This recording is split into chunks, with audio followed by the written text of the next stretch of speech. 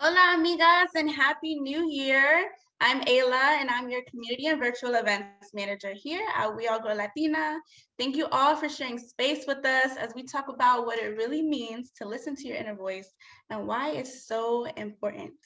Amigas, this world will try to break you down, shut you out, and shut you up. But we have a special guest who will be giving us the scoop on how she's canceled the noise and listened to her inner voice. Please join me in welcoming Afro-Dominicana, singer, dancer, actress, and all-around badass mujer, Amara La Negra. Hello. Hi, everyone. I hope that you guys are well. I know that I look a little crazy right now. It's really bright here in Miami. My hair is very frizzy. I'm in bed.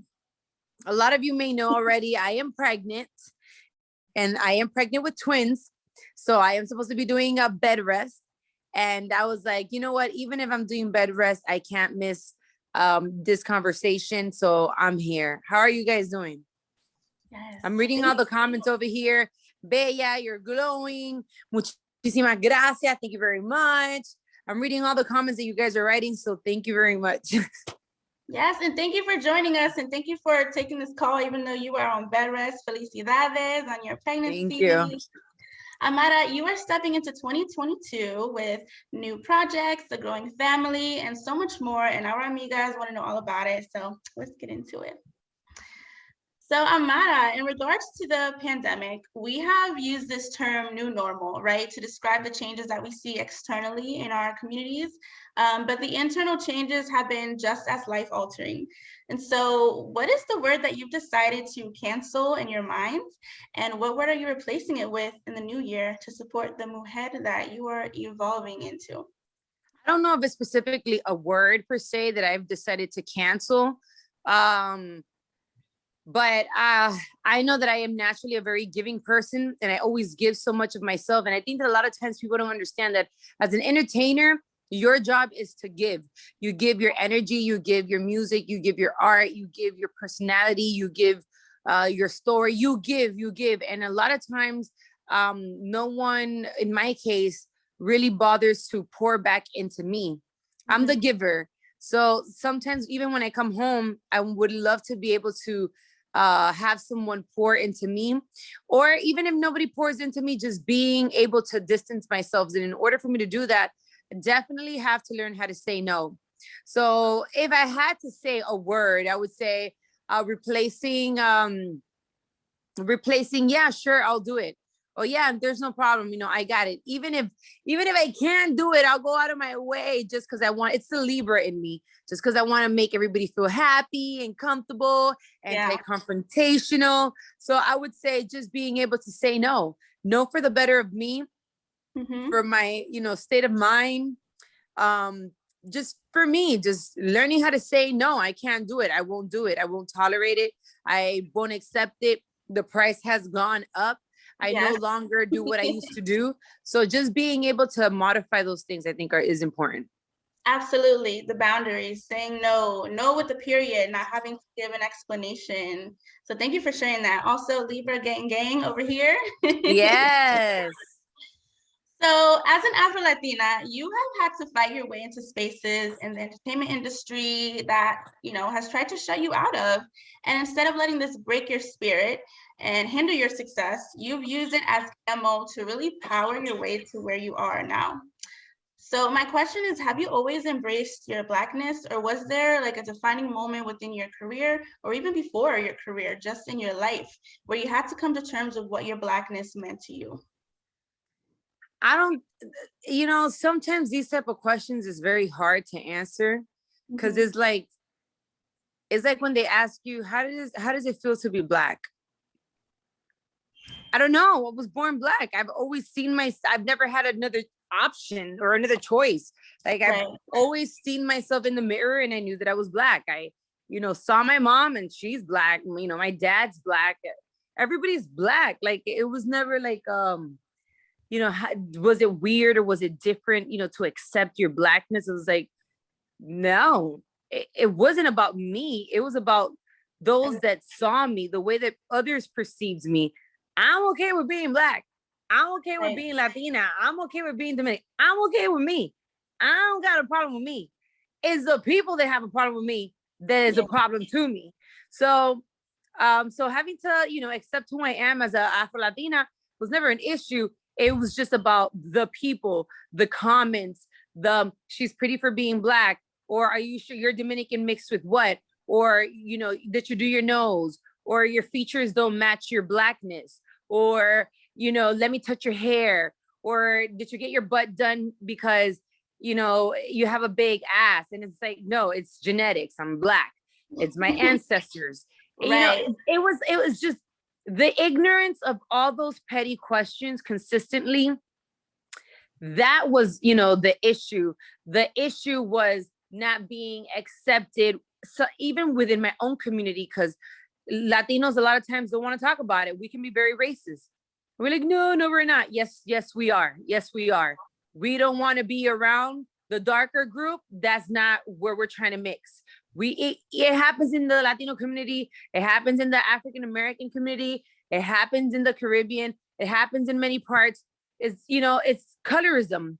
And so that was my issue. It was just fighting that, especially once I started getting into the entertainment industry, which I started when I was very, very young. And I realized that I was like the only one in my group that looked like myself. And for many years, it was that way. Understanding that I was different than everybody else, or that everybody else saw me differently, that was the issue, because there wasn't more people like myself. I thought that was unfair. And there wasn't more people like myself, not because they weren't talented. It's just because we're not attractive, or we're not commercial, or we're not whatever it is that they may say.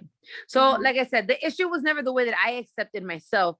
It was the way that others saw me. That makes a lot of sense. Yeah, and having to always be on defense all the time and defending like Latinidad, letting people know the representation that you have been given is not always accurate, that there's a myriad of Latinos. I am one of them, and just showing the expansiveness of our people and like the beauty of our people. Absolutely. So thank you for sharing that. And thank you also, for standing firm in that. Afro Latinas, like we need to see that. We need to know that that's not something that we need to be ashamed of, or nothing that, we need to learn to embrace. It's something that belongs to us and that we just continue to own. And you've been doing a beautiful job of that. Thank you. Thank you.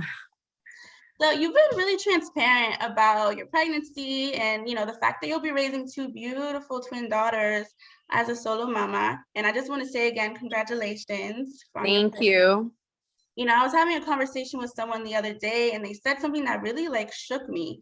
They said, becoming a parent is like a spiritual initiation. And so you're really evolving into this version of you, a new version of you that, these two daughters will be able to see. And so what do you hope your daughters will learn from your journey? And how do you hope to show up, or how do you hope that they show up in the world as a result of like all these lessons that you've learned along the way? I've had to learn the hard way. I have had to live a lot of experiences. I know that there are other people that have lived even tougher ones than mine, but it's all about what do you do with those experiences. Some people will allow depression, will allow many of those things to influence the way that they're going to carry on with their future. In my case, I use that to empower me. And I'm definitely not going to let my daughters have it the easy way out. If you heard me on the episode on Exactly Amara, that chancleta culture, I will be whooping that ass. And I am going to get you on check, on point. Please do not think or believe that because mommy is famous or she's in a good place in life that you have it easy. I want to teach them morals, principles, other things that my mom taught me that for the most part, a lot of this new generation doesn't even end up using, but I still would love to teach them that. I want to raise two strong women. I want to raise two entrepreneurs. I want to raise two leaders. I want to raise women that I can be proud of to say, y'all came out of me. I raised you, I taught you, and you are the woman that you are. First of all, because of God, but because I did a good job as a parent. That takes a lot of time, dedication. It doesn't happen overnight, and you can't expect an iPad to do all the work. right? You need to be hands-on. I don't think that there's no guidebook onto how to be a good mother. There is no guidebook onto how to live your life. There's no guidebook onto how to find your perfect husband or wife. You learn through life experiences. You're going to fail 1,000 times. You're going to mess up 1,000 times. And from those experiences you learn, you can also choose to learn from watching others, but it's never the same.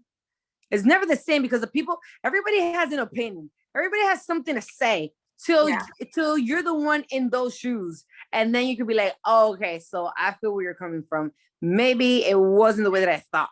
So I feel like I'm just gonna learn, through experience. Right now, I'm nervous, I'm freaking out, I'm panicking. I don't have any siblings. I grew up with it, by myself basically because my mom immigrated to this country alone. So I didn't have any family around me, no cousins, no grandparents, none of that. So, this is very new to me. And then God has blessed me. Originally, there were 3. I miscarried one that everybody had the opportunity of watching it on Love and Hip Hop. It's just that at the moment when we filmed that, I didn't know that the one that I had lost was actually part of the same sac, of the same pregnancy. And then I had 2 left. So God has blessed me now with 2 beautiful girls that is going to transform me as a person. It's going to make me mature as a woman, in my career, as a daughter, as a friend, in many aspects. I can already feel my motherly instincts coming in. I can already feel also the lioness in me coming out. Yes. I am ready to, like, don't touch my tummy, don't talk about my kids. I will kick your ass. I'm just so I can already feel how that is going to empower me to level me up to where God has, really set me up to be. Absolutely. Yeah. Thank you for sharing that. And that's beautiful. Yes, those instincts are coming in, and really it's your inner voice. And a lot of times too, our inner voice is guided by your inner child, right? And so in what ways has your inner voice led you down paths that you never really expected to journey into, and how did you navigate that uncertainty? Well, the little girl in me, I'm going to tell you the truth. Between you and I miss her. Mm-hmm. I miss the little girl in me because I feel like I've lost her a little bit. Yeah. And I never even realized that till like not too long ago, but I lost her, and I don't know how to find her. I know that she's in there, and she's in there for many other things. She's in there for some of my childhood traumas. She's in there for some of my childish behaviors. She's in there for many things, but the one thing that I miss about the little girl in me that I can't find her, I don't know how to find her within me at this moment, is that girl had so many dreams. That little girl saw a limo, and that limo meant growth, it meant wealth, it meant my mom being able to sit luxuriously back then, right? It meant like one day I can be there. That little girl dreamed and watched, Tina Turner performing, and my eyes, like, I had so many dreams. The Spice Girls, it seems dumb now, but at the moment as a child, that little girl inspired me and motivated me and gave me the energy and the gas and the fuse that I needed to keep pushing in my career, because I've been doing this since I was 4 years old. It gets to a point where you get tired. You go from audition to audition, from door to door, from this to that. And it's not that I'm not grateful of my success. I just thought that I would be in a different level by now. So I've lost her. I've lost the little girl that had all those dreams, and those dreams were the ones that kept me fighting towards, my music or other things. And I've lost her thanks to bills. Because once you have bills and responsibilities, you start to look at life a little bit different. It's not just about having fun while you're doing things and creating things. It's also you become an adult. I think that I also lost her thanks to social media. I think that I also lost her thanks to friends, the people that you surround yourself with, I've lost her, but I know that she's in there. So I haven't completely lost her. I just need to find her. Yeah. Oh, wow. That's very transparent. And, thank you for sharing that. And I want to ask you, Amara, do you feel like maybe it's been hard lately to access her because in some ways you are living those dreams now. And so there's no like constant voice in your head like, Amara, do this, because you've been doing. The thing is that sometimes you're just on like autopilot. You just start to do things like, it's like when you wake up and you go to work and you know that you have to work because you have to pay bills, and you know that if you don't go, then you won't get that check. Mhm. And it's no longer about when you did it because you loved it. You would have done it for free. You would have just done whatever it was, and you had so many dreams, and it's like, yeah, I have accomplished a lot of those dreams, but because I'm so ambitious, it's like, it was good what you did, but you could have done better. It was good what you did, but there's other people doing more. It was good what you did, but it was, okay. So sometimes, which is another bad thing, you're so busy looking towards what else you want in life that you forget to appreciate and be grateful for the things that you have already accomplished. So I'm grateful for it, but I just feel like there's still so much more life in me. There's still so much art. There's still so much words of expressions. There's still so much more activism. There's still so much more talent overall within me that I haven't put out to the world yet. The world hasn't seen yet. That I guess that can be also very frustrating.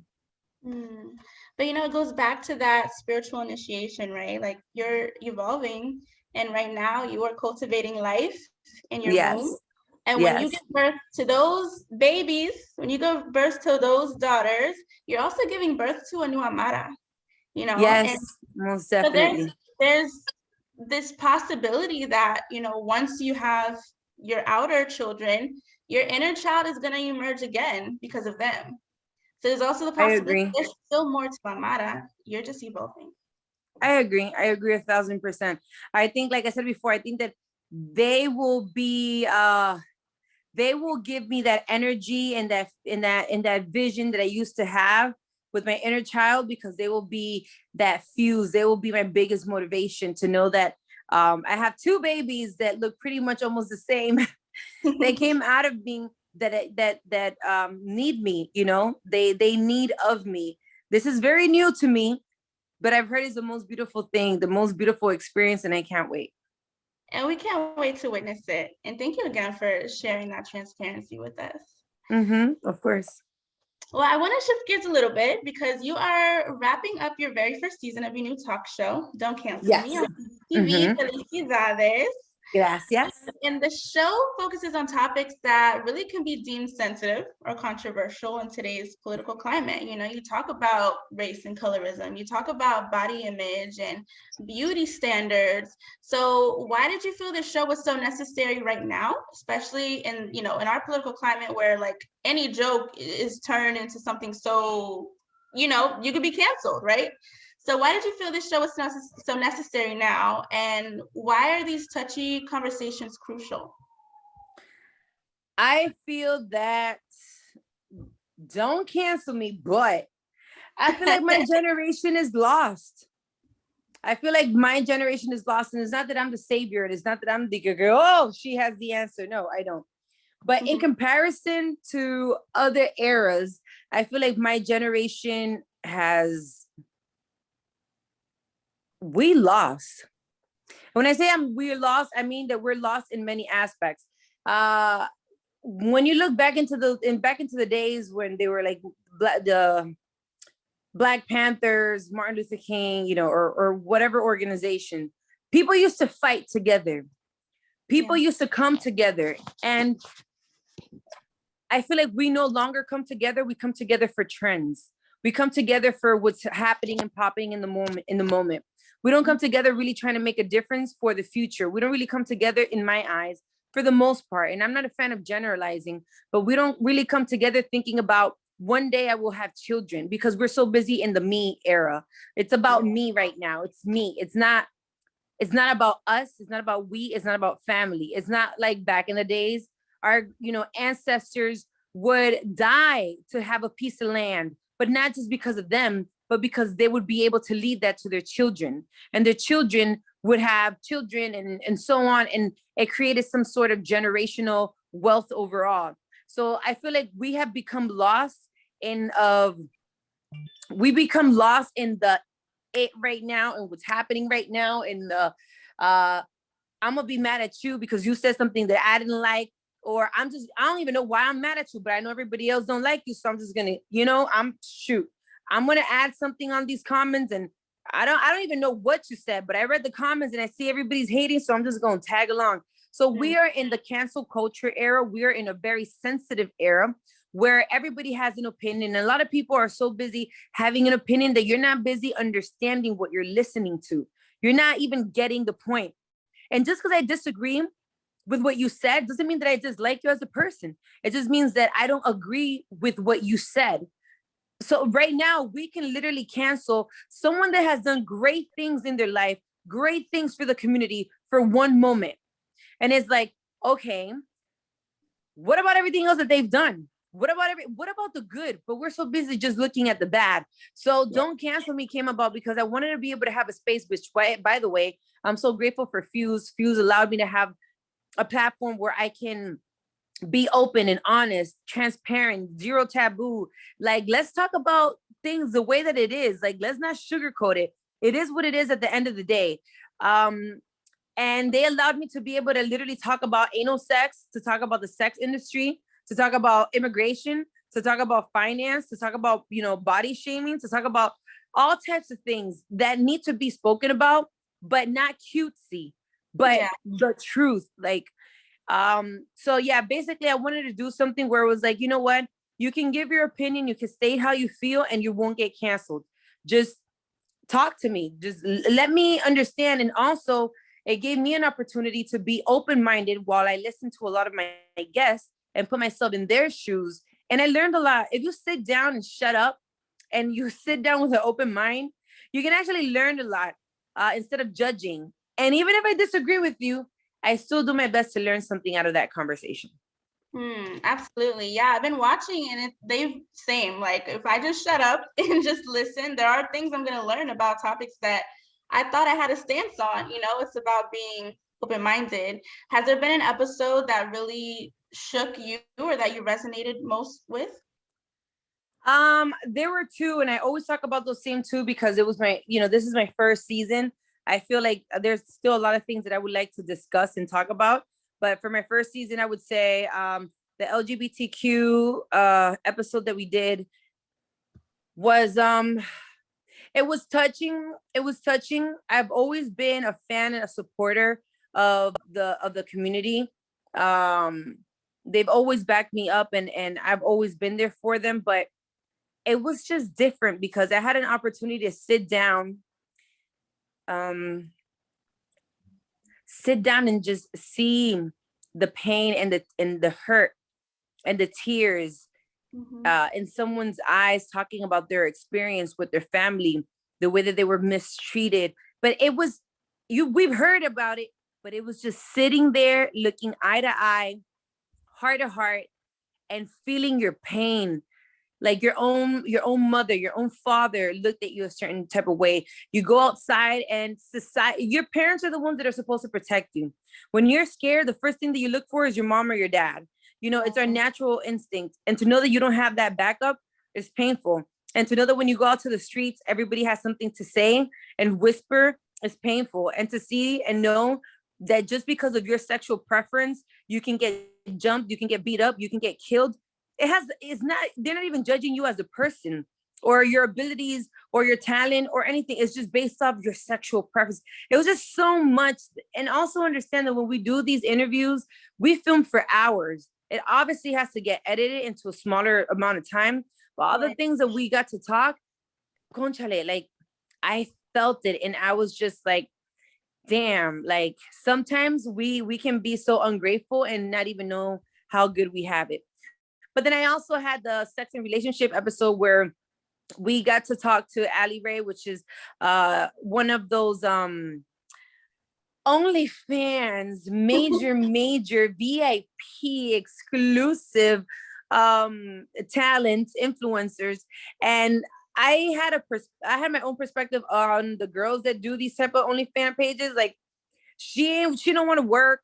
she's over there doing it the easy way. Because as women, you know, we could be really catty and be the first one not to support each other. Pero The whole nurse, right? she is a whole nurse, a Navy veteran. She has her doctors, well educated, well spoken. She's a mother of two, has a husband, been married for like 18 years, and she makes like $600,000 a month off OnlyFans. Oh my A goodness. month. Oh my goodness. So I love the fact that I went in there being a little judgmental, like, oh, look at this one. But then once I heard, you know, she's creating generational wealth for her children. You're not out here buying, you know, the latest Ferraris and the latest bags, and you're saving this money for your children. And if it's done properly for your children's children, and just the fact that it's almost like a personal sacrifice to a certain extent, to see also her husband supporting her, not judging her, but you know what? I'm going to support you in whatever it is. We've been married for like 1,000 years. You're doing this in the privacy of your home. Also learning about sex trafficking and how OnlyFans has also saved a lot of women. It was just so much great things on that episode that people definitely have to go check it out. Yes, amigas, please check it out. Gabby, if you could put the link in the chat. I subscribe. It's only $1.99 to subscribe to Fuse TV and check out season 1. And season 2 is coming out when?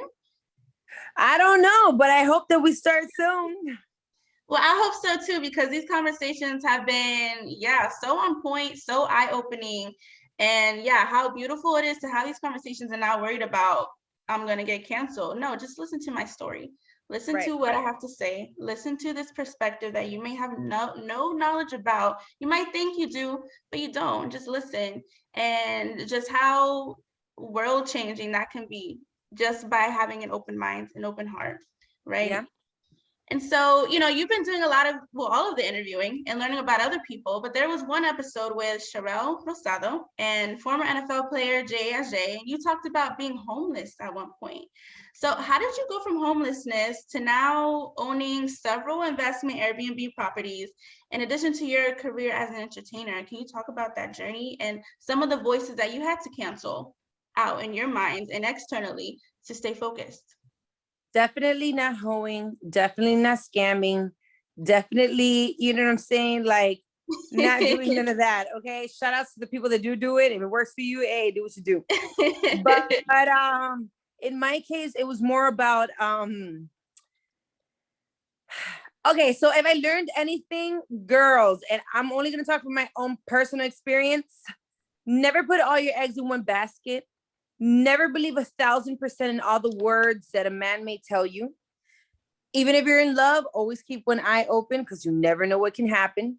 Don't go blindly just in love and pour yourself in there, because you may feel that way, but deep down inside, you never know 1,000% what your significant other may be doing or how he feels. And in my case, at that moment in life, my significant other also was my manager. Biggest mistake in life. He handled all my finances. Long story short, he ended up disrespecting my mother. When he did that, you know, she left, and obviously I had to leave after her because I was never gonna, you know, tolerate that. Yeah. And she never knew that I had left after her. I ended up living in my car for 3 months. I didn't want her to know that I was going through it, and it was very hard. I parked in the 24 hours McDonald's, Walgreens, Walmart. And I used to park right under the light because I was afraid all the time.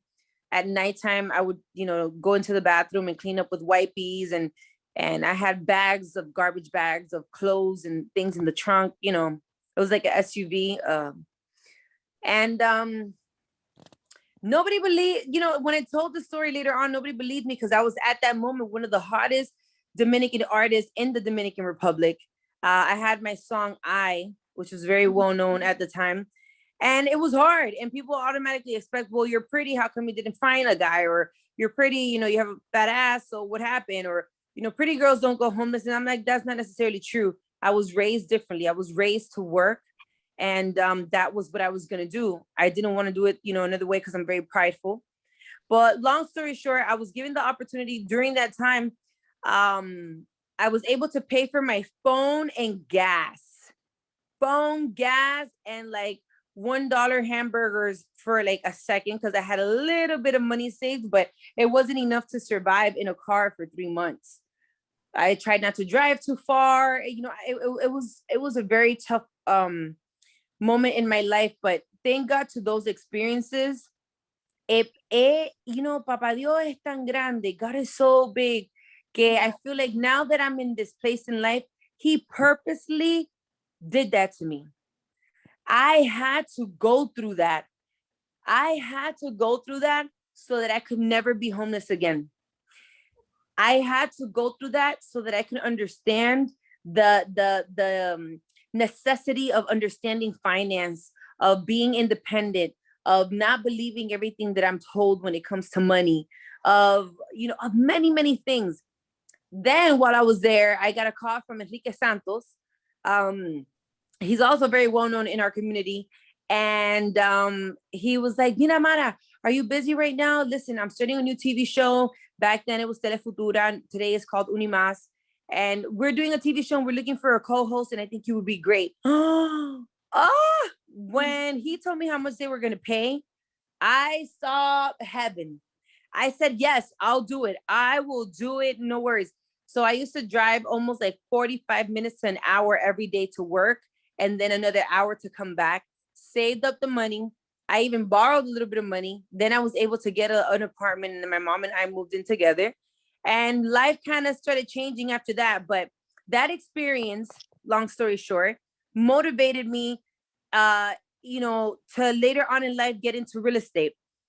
I said I'll never be homeless again. And I think that my ambitions of having so many properties is my deep down trauma and fear of being homeless. So I feel like I need to have as many properties as possible. I currently have 8 apartments in the Dominican Republic. I just came back from the Dominican Republic. For those that may follow me on Instagram, that I was out there for like a month.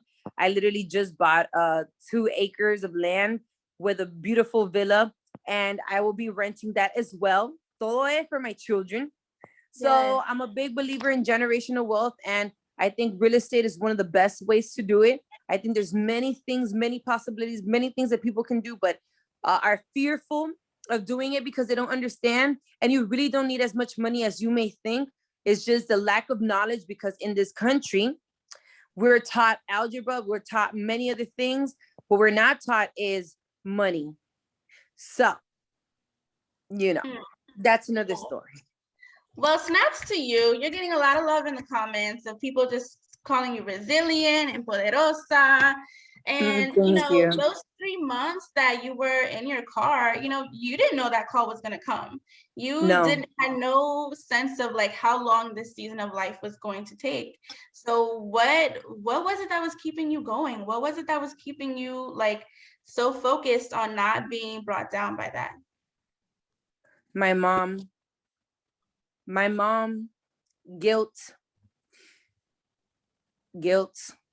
My mom, our house was in foreclosure. When I first met this man, our house was in foreclosure, and he told my mom to, que perdiera la casa. Just, leave the house, let it, later on, we're going to make so much more money that we'll buy a new house. And she ended up moving in with us. And that was the biggest mistake, because once you move into somebody else's property, you are now, you have to put up with a lot of things. You have to, you know how it is. And, my mom lost her home, and I felt guilty for that because she believed in my boyfriend's, words. She ended up homeless because my boyfriend at the time was disrespectful to her and kicked her out, basically. And, the guilt of being in my car, but knowing that my mom too is homeless at this time. My mom was able to find a Christian family that took her in, and they took her in into like a small twin bed.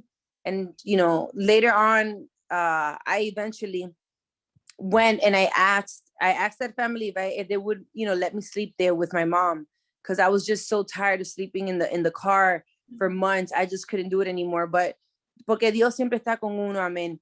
But it was very tough. I'm telling you, okay, those months were one of the most important moments in my life that transformed me. I thought it was the end of me, but my mom, knowing that it was because of me, like I have to fix this. I can't that ese dolor inside of me, knowing how much she has sacrificed and everything for me to become the woman that I am, and I messed everything up because of a man, that was my motivation to get out of that hole. Oh, wow.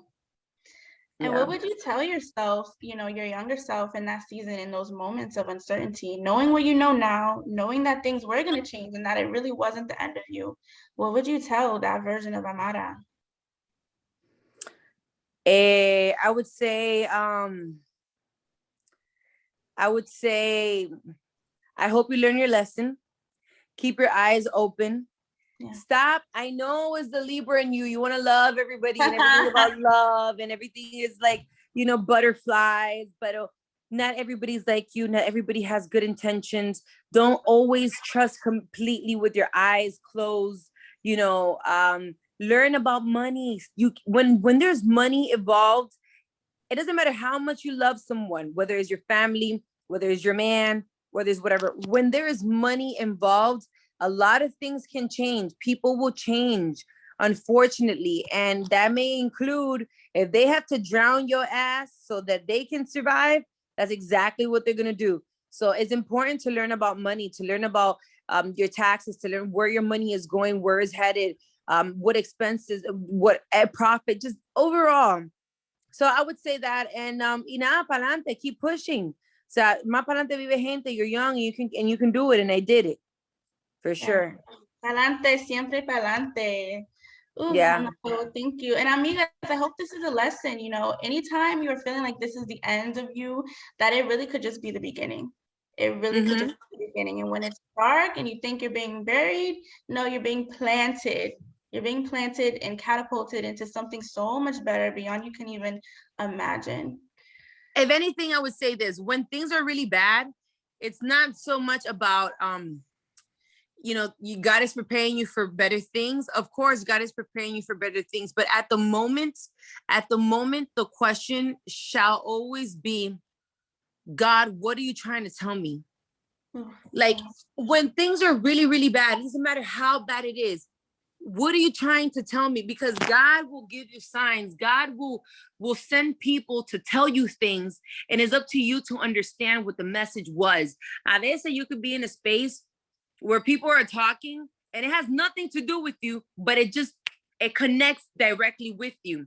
That's because that message, whatever that person is saying, that was meant for you.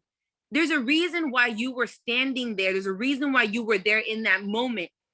Out of the 7 billion human beings on this planet, and you had to hear that was for you. So when things happen to me now, is no longer about like why this happened to me. It's more like, Dio mio, what are you telling me? What is it that you want me to understand? What is happening? What am I supposed to understand from this? Like, because it's sometimes those experiences could be even about the person. God will connect people to you in that moment. Yes, está bien, because it happens. You see this person today, you don't see them in 10 years, but those 10-year gap, maybe you weren't prepared for that blessing, that moment, that you wanted, maybe you weren't prepared. And God will bring that same person back 10 years later, like, oh my God, ¿cómo tú estás? Mira que, oh my God, don't you have a podcast? Don't you have a this? They're looking for whatever it may be. The point is, ask yourself more, God, what are you trying to tell me? What is it that I'm supposed to understand from this experience? And that will lead you to better things. Yeah, it's in that question too that you surrender. And in that surrender, that's when God's magic, higher power, whoever you refer to, that's when that magic can come and intervene. When you stop saying, why is this happening to me, to, okay, why is this happening for me? What am I supposed to learn from here? What am I supposed to release or gain or pick up? What lessons am I supposed to pick up in this moment? And that's so beautiful. And it's hard. It's hard because when you're going through it, ain't nobody, I mean, I don't know about y'all, but when I'm going through it, I'm not trying to be no damn like, oh God, what are you I'm trying to be all positive. Like, why is this for me? I'm frustrated. I'm pissed off. I'm angry. I'm sad. I'm depressed.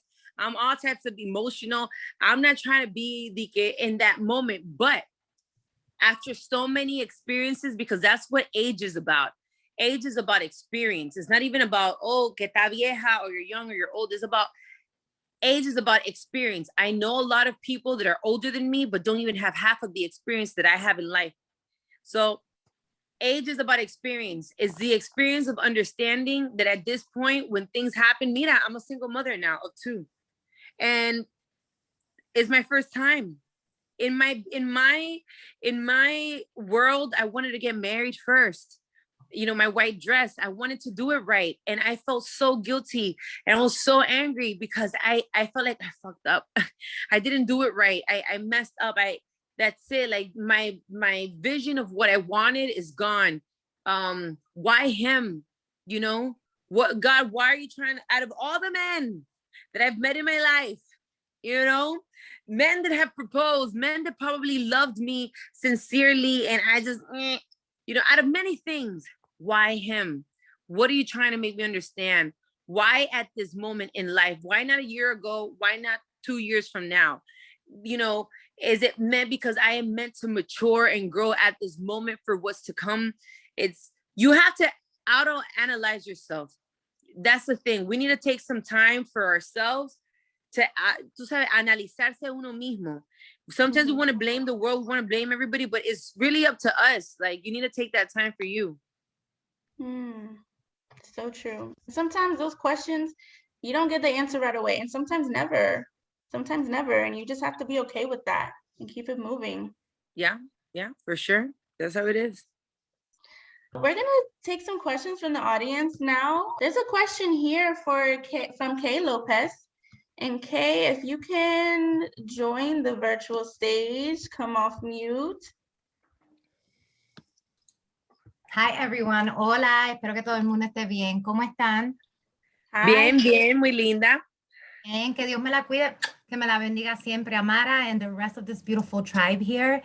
I have a question, Amara, and this question I ask a lot of my friends that are under the Afro-Latina, you know, as Hollywood calls us, right? But we're all a plethora. So my question is, how do you navigate through the entertainment industry, being an Afro-Latina, knowing what it means to be an Afro-Latina and carrying that weight with others that are not from our culture, but yet educate them in our culture and our ethnicity, especially if you're from the Caribbean diaspora? I think that I am a very in your face type of person. And that's the biggest thing. It's the hardest thing, mira. I've had all the latigazos, you know, thrown at me first. I am the type of person that I am willing, unlike many that will sit back and wait for a change to happen. I am willing to be the one to get all the rocks and stones thrown at. Because when I first came out and I spoke about the Afro-Latinidad, and I spoke about, you know, my race, my ancestors, my culture, where I come from, all these things, a lot of people had a lot of negativity to say. And this conversation has happened before.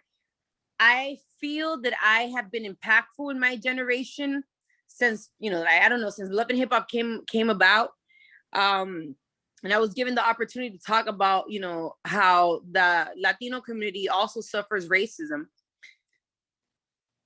It was hard because I just felt like, is nobody else gonna say anything? Todo el mundo se va a quedar callado and you're just gonna put all the weight on my shoulders. So every time they talk about Afro-Latina, they're like, Amara la Negra. And it's like, that's cool, I love it, but why isn't anybody willing to do it, you know, just like I am? But a lot of people don't want to lose their jobs. A lot of people don't want to lose opportunities. A lot of people don't want to have, you know, all those, the stigma, all those things that I have. So tú tienes que tener un carácter muy fuerte. You have to have a very strong personality. You have to be in people's face. You have to be the one to let them know in their face. We have very few Latin networks. I'll give you this example. I won't give any names. We have very few Latin networks, right? I am the one that will go to the executive and say, usted es un hipócrita. You're a hypocrite, talking about you want community and you want diversity, but you won't give us opportunity. You have 200 talents in this channel, but no one looks like me. Yeah, I will be the one to be in your face, unlike everybody else that doesn't want to lose their opportunity. Nobody says anything. So is it hard? Yes. Is there more work to do? Yes. Do I wish that more Afro-Latinos would actually stand up and actually be as angry and as upset and as passionate, rather better, like I am, yes. Do I see it happening? I see it more than before, but I also know that it's almost like a trend. Because in the beginning, todo el mundo era Afro-Latino. I'm Afro-Latino because my grandmother, my great-great-grandmother was, Black. And, I'm like, a lot of times, even the ignorance of thinking that to be Afro-Latina, you have to be as dark as I am. You don't. You could be way lighter than me and still be Afro-Latina. I'm like, mama, those hips and that ass that you have, where do you think you got that from? From who? That comes from us. It's the ancestors, Wakanda forever. Them lips that you have, y todo eso, and them curls, ¿de dónde tú crees que eso viene? That's us. So it's like, fight for us too. And a lot of people feel that, this has nothing to do with me. But I'll say, I tell them this. I'm like, okay, so the Afro-Latina community has nothing to do with you because you are considered white, a white Latino, or whatever the case may be. If tomorrow you have a child and your child falls in love con un negro Latino, or un negro, automatically it became your problem.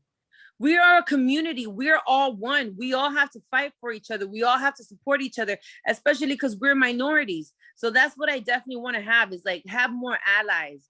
Si usted es boricua, si usted es cubana, si usted es argentina, from wherever it is you may be, usted tal vez no es tan negro como yo, and that's fine. Pero pelee por nosotros. Because you know what I'm saying? We would have done it for y'all. We still do it for y'all. Mm-hmm. So this conversation can go on and on forever, but I'm very passionate about it because I'm Black, soy Latina. I have the best of both worlds. And in this country, when the popos stop me, they don't say, ay, no le vayan a hacer nada, que ella es dominicana. No, yo soy negra. That's the first thing that you see. And my children will be Afro-Latinas as well. So I'm doing this for them as well. Mm-hmm. Thank you for sharing that. Thank you for your passion, for your anger, for your voice around this. It's so important. Thank you for that question. So we have time for one more question from Phoenix Lee. Hey, I'm sorry, y'all. I was like, oh, my lighting is not good. Let me get on this light. But so I'm just like really excited to meet you virtually. But I'm an independent recording artist, and I'm also in the journey of embracing my Latina side. So I grew up as a Black American, and my mother like really kept me away from my dad. My dad is Afro-Latino all the way. I used to ask him like, where is he from?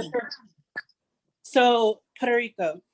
Okay. But he was born here. So like I would ask him like, do you think you're Black or Latino? He's like, I'm both. And so it was like just really different for me. So my question has to do with like any advice on embracing your culture and then also navigating through the music industry, because those different, you know. But you want to do music in the Latin market? No, I mean, I could, but my main thing is neo soul. So I'm still learning the language and my culture. Yeah. Okay, so we're gonna go baby steps. We're gonna baby step it. Yeah. I would say the best way to embrace your Latinidad, or your Latinidad rather better because you're Afro-Latina, right? Mm-hmm. It's just being who you are. This is not something that you force. It's like saying like, how do you embrace being Black? I don't know. I just wake up Black. The hell? Yeah. You know what I'm saying? Like, I don't think that you force it. I think that you just naturally are. But if you want to know more about it and feel more secure about it, definitely listen to some music. Ask your father if you can about the family. Be more involved in the Latino aspect, and it'll naturally come to you. Now, I understand that you weren't really raised in that environment. Mm-hmm. So it's almost like you're adapting something from scratch now. And it's going to be a little bit difficult for you to understand certain things. But just the fact that you want to be involved and the fact that you care, that alone, will help you understand it better. But I don't really feel like there is like anything specific that you can do besides, si tú eres boricua, you're Puerto Rican, mi amor, but okay, está bien. What do Puerto Ricans do? Where are you guys from? Where do you guys dance? What are the traditions? What, you know, and also not just because of the country, but your people. Find out about your people. If there's any way, you know how they do that ancestry check? If you can't do it that way, it's just asking questions. It's like me. If I were to find out that somewhere in there, you know, I have some, I don't know, Irish, German, Japanese, whatever background, how am I gonna find out? So what is it that y'all do? Like how does this work? Because, you know, even though that won't lie, the African American side, is your mom African American? Yeah, we're very similar when it comes to family, when it comes to unity, when it comes to a lot of those things. We're Latinos and African Americans, we're pretty similar. But that's, you know, that's that, you know, that comes with time. It's just time. You just need some time. And then when it comes to music, well, my love, knock on every single door you can think of. In this life, what you can do is regret not having done. That's the biggest mistake you could do in life. Don't be buried with all those dreams and all those expectations and all those things you wanted to do. Don't be shy about nothing. Nothing. It doesn't matter if you feel like it's making you look stupid. If you feel that it's making, man, fuck it. Do it. Slide up in everybody's DMs. It don't matter if you feel like nobody's gonna answer. You don't know that. You can't think for other people. Do it. Right. Copy paste. Here's my music. Here's my link. Hey, what's up? Da, da, da, da. I would love to work with you. Check me out. I am whatever. Copy paste. Right. It is your duty. It is your duty. It is your responsibility. Ain't nobody gonna do it for you. To send that to at least minimum, I'm gonna give you homework, 30 to 50 people a day. Your job. I'm not talking about just random people. You're gonna go recording label management, hashtag management, hashtag music label, hashtag rapper, R&B singer, soul, whatever, movie director. Even if it doesn't sound like it goes with you, right? You send it. Because out of 1,000 people, it could be 1 or 2 people that can completely change your life. And like I said, sometimes it's not even so much about the talent. It's about the discipline, the effort, and the work that you put behind it. I know there's a lot of people out here in this industry that I'm like, yo, is whack. But their work ethic and their hunger for success is way bigger than those that are talented. So it's really up to you. Put in that work. You got this. It's 2022. You can make some difference for sure this year. Right. And thank you so much for taking the time to answer both questions. And that's what I'm about. It's about like discipline and also love and service. Because like it doesn't matter if you can sing. It doesn't matter if you're pretty or not. Like, what are you doing? How are you leveraging that for your community, and both communities for me too? So I will definitely DM you. You're my number one out of my 30 a day. Okay. Thank you for the encouragement. Okay, most definitely, for sure. Good luck, my love. Thank you. Thank you, Phoenix. Bye. And thank you, Amara, for sharing space with us today. This has been most definitely a cool time with you. And I also want to thank you, Amara, for not canceling on yourself, not canceling yourself out, for pushing through, because, you know, you've inspired so many people. But the most important people that are going to be so inspired by you are those 2 babies that are waiting for their time to come out into the world. And so, felicidades again. Thank you. Good luck. And thank you. So, amigas, please tune into season 1 of Don't Cancel Me. Be sure to watch it on Fuse TV and follow Amara for Instagram updates and all that she's doing, all that she has unfolding and birthing this year and beyond. And thank you. Thank you. Bye, guys. Bye.